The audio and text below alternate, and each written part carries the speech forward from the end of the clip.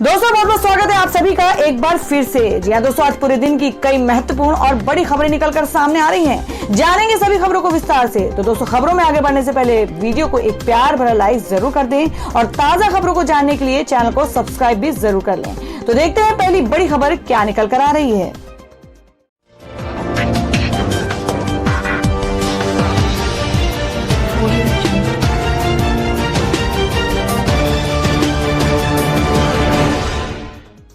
दोस्तों, आज की पहली बड़ी खबर बता दें कि राजीव बजाज का बड़ा फैसला। इन 3 न्यूज चैनलों को टीआरपी स्कैम के चलते किया ब्लैकलिस्ट, नहीं देंगे एडवर्टीजमेंट।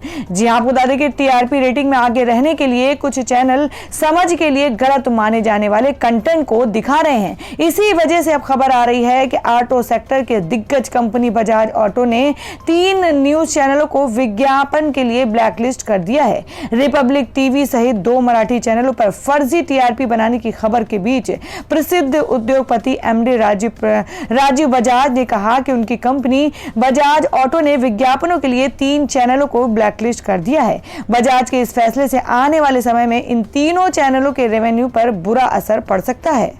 और अब बता दें कि दिल्ली मुंबई के अलावा इस रूट पर दौड़ेगी 130 किलोमीटर की रफ्तार वाली ट्रेन।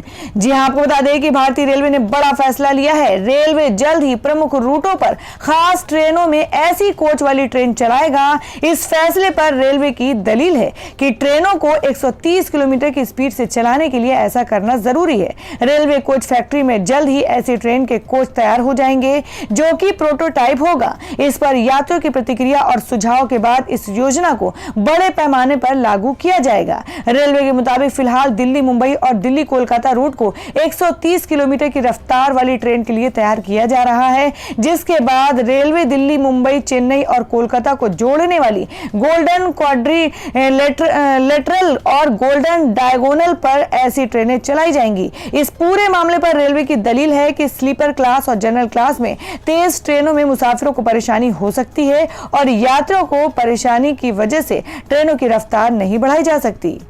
और हमें अगली खबर बता दें कि सरकारी कर्मचारियों को मोदी सरकार का बड़ा तोहफा। अब घूमने फिरने के लिए मिलेगा स्पेशल पैसा।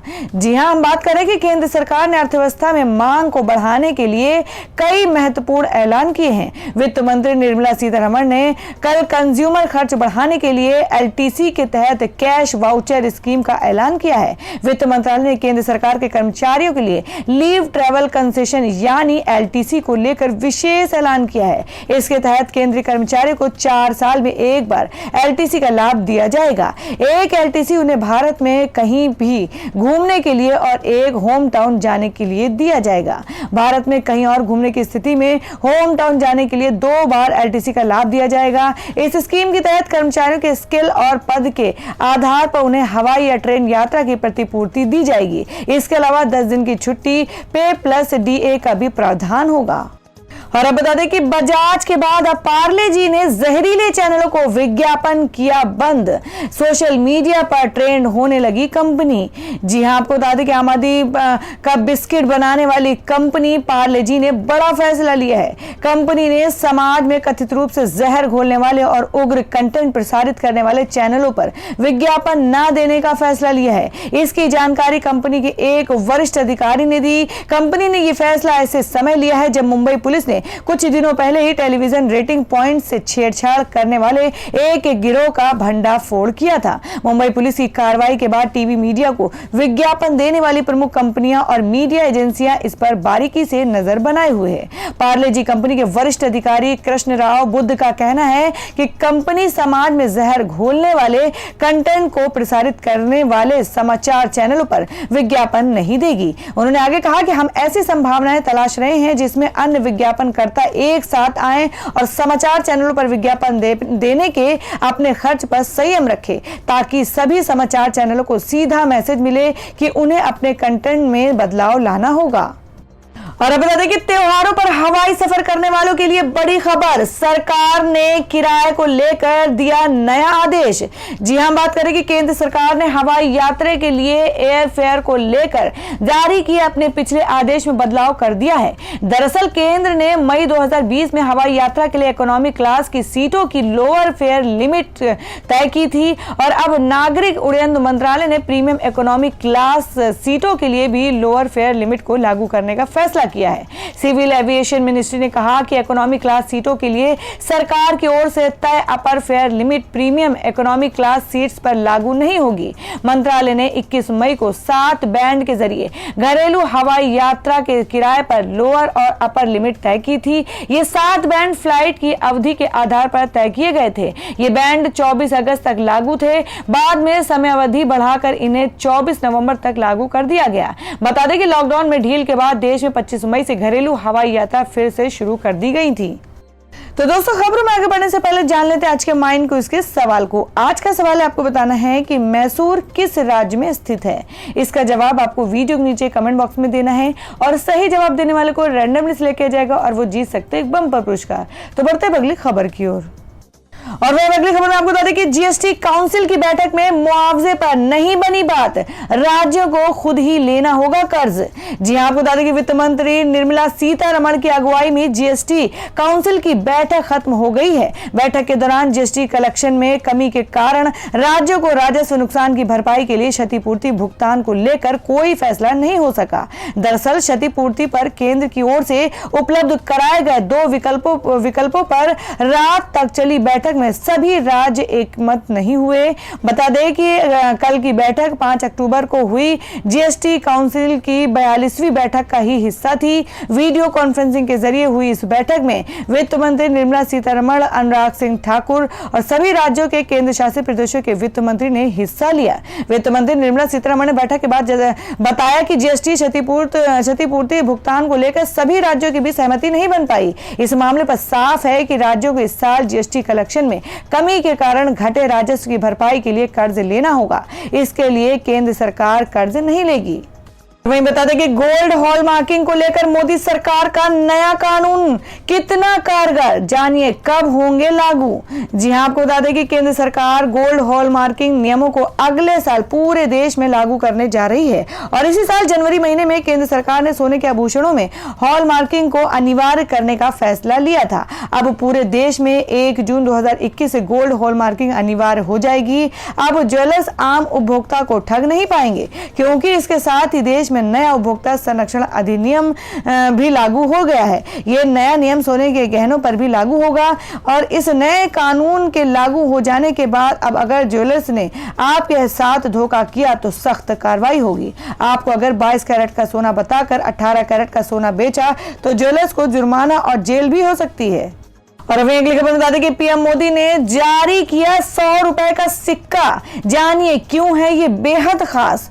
जी हां, आपको बता दें कि प्रधानमंत्री नरेंद्र मोदी ने कल एक वर्चुअल कार्यक्रम के जरिए 100 रुपए का स्मृति सिक्का जारी किया है। पीएम मोदी द्वारा ये सिक्का विजया राजे सिंधिया के सम्मान में जारी किया गया है। विजया राजे सिंधिया को ग्वालियर के राजमाता के रूप में जाना जाता है। 100 रुपए का ये सिक्का विजया राजे सिंधिया के जन्म शताब्दी के मौके पर जारी किया गया है। 100 रुपए के इस स्मृति सिक्के को वित्त मंत्रालय द्वारा तैयार किया गया है। पीएम की ओर इस सिक्के के जारी किए जाने के अवसर पर परिवार के सदस्यों के साथ साथ देश के अन्य भागों से लोग हिस्सा लिया है।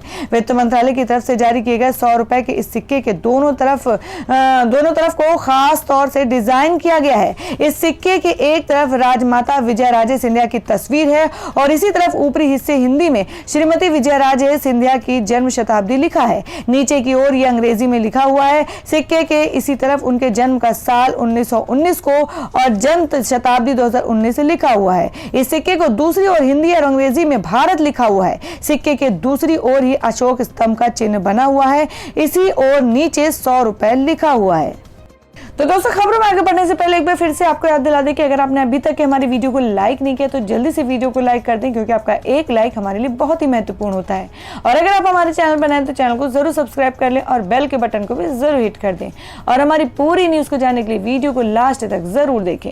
बढ़ते अगली खबर की ओर। और हमें अगली बड़ी खबर बता दें कि शाहरुख खान, सलमान खान, करण जौहर और आमिर खान समेत 34 फिल्म प्रोड्यूसर ने लगाई हाई कोर्ट में पिटीशन। लिखा, बॉलीवुड को बदनाम करने से रोका जाए। जी हां, बात कर रहे हैं कि बॉलीवुड ने मीडिया पर गैर जिम्मेदाराना और अपमानजनक रिपोर्टिंग का आरोप लगाया है।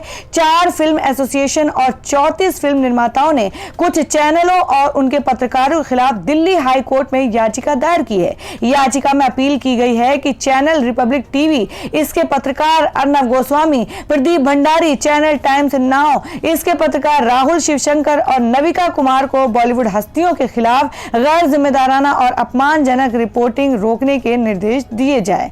आपको पूरी जानकारी के लिए आप स्क्रीन पर देख सकते हैं। बढ़ते अगली खबर की ओर।